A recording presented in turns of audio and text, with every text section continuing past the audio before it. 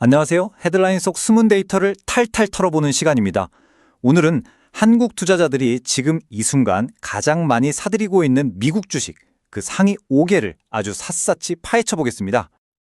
자, 이거 한번 보실까요? 좀 흥미로운데요? 한국 투자자들은 국내 주식 시장에서는 SK하이닉스나 삼성전자, 신한지주처럼 아주 안정적인 우량주를 삽니다. 꽤 보수적이죠? 그런데 미국 주식시장으로 넘어가면 얘기가 완전히 달라집니다.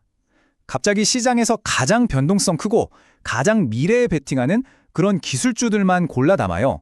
도대체 왜 이렇게 투자 성향이 180도 바뀌는 걸까요? 한 전문가가 이런 말을 했죠. 야수의 심장을 가졌다고요? 사실 연 10에서 20% 수익률에 만족할 거였으면 그냥 마음 편하게 국내 주식시장에 머물렀겠죠. 그래서 오늘 우리는 바로 이 고위험 고수익 전략의 실체를 들여다보려고 합니다. 한국 투자자들이 크게 베팅하고 있는 상위 5개 종목을 통해서 말이죠. 자, 그럼 본격적으로 시작해볼까요? 논란의 여지가 없는 압도적인 1위부터 가보겠습니다. 아마 다들 예상하실 거예요. 무려 195억 달러. 올해 10월까지만 집계한 건데도 한국 투자자들이 테슬라에 쏟아부은 돈이 이 정도입니다. 우리 돈으로 거의 30조 원에 육박해요. 이건 다른 종목들이랑 비교가 안 될 정도로 압도적인 1위입니다. 아니, 테슬라에 왜 이렇게 열광하는 걸까요? 사실 테슬라를 보는 시각은 정말 극과 극으로 나뉩니다. 한쪽, 그러니까 꿈에 투자하는 사람들은 이건 그냥 전기차 회사가 아니야. 비전 있는 CEO, 인공지능, 로봇, 완전 자율주행이라는 미래 그 자체에 투자하는 거야 라고 말하죠. 근데 또 다른 한쪽, 현실을 보는 사람들은 이익률은 반토막 나고 있고 경쟁은 너무 치열한 데다 CU 리스크도 있고 결정적으로 이 주가는 기존의 어떤 잣대로도 설명이 안 돼 라고 지적합니다. 말 나온 김에 데이터를 한번 직접 보시죠. 이 그래프를 보면 상황이 더 명확해집니다. 경쟁이 정말 치열해지면서 테슬라의 영업이익률이 작년 10.8%에서 올해 5.8%로 그냥 반토막이 나버렸습니다. 그리고 이게 왜 중요하냐면 바로 2위 종목인 엔비디아와 비교해보면 그 차이가 정말 극명하게 드러나기 때문입니다. 엔비디아는 영업이익률이 무려 60%예요. 이건 그냥 돈을 찍어내는 기계 수준이죠. 벌어들이는 이익 대비 주가가 얼마나 비싼지 보는 지표도 테슬라는 345배인데 엔비디아는 49배로 훨씬 안정적입니다. 그러니까 테슬라는 미래의 비전을 파는 회사라면 엔비디아는 그 미래를 만드는데 꼭 필요한 장비를 파는 회사인 셈이에요. AI 시대의 통행료 징수원이라고나 할까요? 옛날 골드러시 때 금을 캐는 사람보다 그 사람들에게 삽이랑 청바지를 판 사람이 더 큰 돈을 벌었던 것처럼요. 엔비디아는 바로 그 삽을 파는 회사입니다. 그런데 말이죠. 여기서 중요한 질문이 하나 나옵니다. 이 엄청난 성장세가 과연 계속될 수 있을까? 최근 들어서 분기별 성장세가 조금씩 둔화되는 조짐이 보이거든요. 어쩌면 엔비디아의 가장 빛나는 시절은 이미 지나가고 있는 건 아닐까요? 자, 이제 3위로 넘어가 보겠습니다. 팔란티어인데요. 이 회사도 엔비디아처럼 통행료 징수원이 되려는 목표를 가지고 있어요.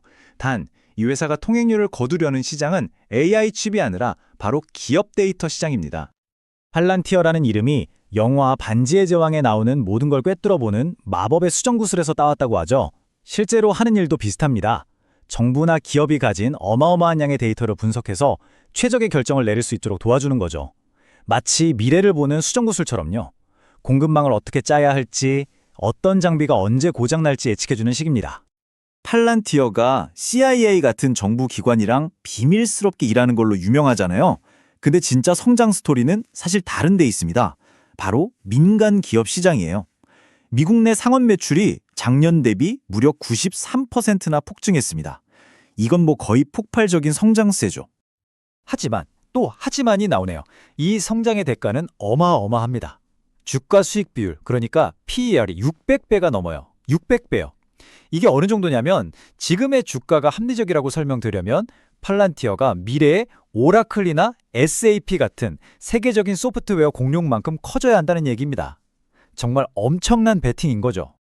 사실 팔란티어의 저 600배 넘는 PR도 결국엔 가능성에 투자하는 거라고 볼 수 있잖아요. 그런데 지금부터 보실 4위와 5위 종목은 여기서 한 걸음 더 나아갑니다. 아예 순도 100%의 꿈의 영역으로 우리를 데려가죠. 이 숫자 진짜 보고도 믿기지가 않는데요. 올해 들어서만 한국 투자자들이 아이온큐랑 리게티라는 양자 컴퓨팅 스타트업 두 곳에 지분을 약 20%나 사들였습니다. 아직 제대로 된 매출도 없는 정말 투기성 짙은 회사들의 지분 5분의 1을 한국 투자자들이 샀다는 겁니다.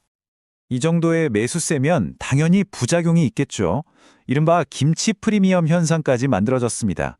한국 투자자들의 엄청난 수요가 이 주식들의 가격을 비정상적으로 끌어올리는데 아주 큰 역할을 한 거죠. 물론 그 꿈은 정말 거대합니다. 만약 성공만 한다면 컴퓨팅의 역사를 새로 쓰고 천문학적인 수익을 안겨줄 수 있겠죠. 하지만 냉정하게 현실을 봐야 합니다. 이건 사실상 벤처 캐피털 투자예요. 아직 싹도 틔우지 않은 씨앗에 돈을 거는 거랑 똑같습니다. 모든 걸 잃을 수 있는 아주 현실적인 위험이 있다는 거죠. 벌어들이는 돈보다 10배나 많은 돈을 까먹고 있고 상용화까지는 수십 년이 걸릴지도 모릅니다. 자, 그럼 지금까지 나온 이야기들을 한번 정리해보면서 우리가 뭘 생각해 봐야 할지 짚어보겠습니다. 오늘 본 5개 종목을 한 문장으로 요약하면 이렇습니다. 테슬라는 한 비저너리의 미래에 거는 베팅, 엔비디아는 AI 시대의 현재 인프라에 거는 베팅, 팔란티어는 데이터의 미래에 거는 베팅, 그리고 아이온큐와 리게티는 그야말로 기술적인 꿈, 즉 문샷에 대한 베팅입니다. 그래도 오늘 이야기의 핵심은 이 주식들이 좋다, 나쁘다를 판단하는 게 아닙니다. 진짜 중요한 건 여러분이 이 기업의 스토리를, 숫자를, 그리고 어떤 위험을 감수하고 있는지 스스로 명확하게 이해하고 있느냐는 겁니다. 적어도 내가 이 주식을 왜 사는지 5분 이상은 막힘없이 설명할 수 있어야 한다는 거죠. 마지막으로 여러분 스스로에게 한번 질문을 던져보셨으면 합니다. 내 투자 포트폴리오에서 꿈이 차지하는 비중은 얼마나 되고 현실이 차지하는 비중은 얼마나 될까? 한 번쯤 진지하게 고민해 볼 문제인 것 같습니다. 오늘 이야기는 여기까지입니다. 감사합니다.